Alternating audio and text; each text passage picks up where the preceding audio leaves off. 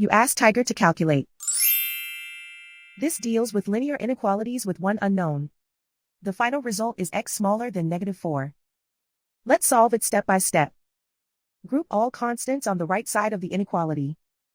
Add 21 to both sides.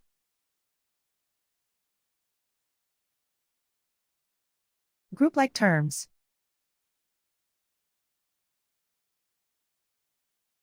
Simplify the arithmetic.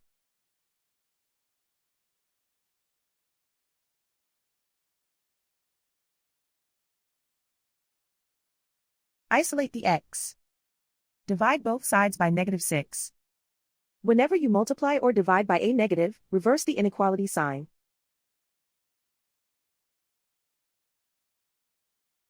Cancel out the negatives.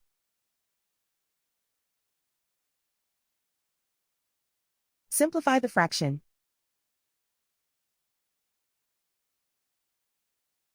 Move the negative sign from the denominator to the numerator.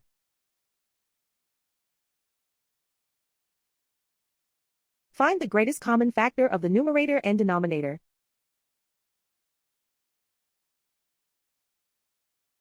Factor out and cancel the greatest common factor.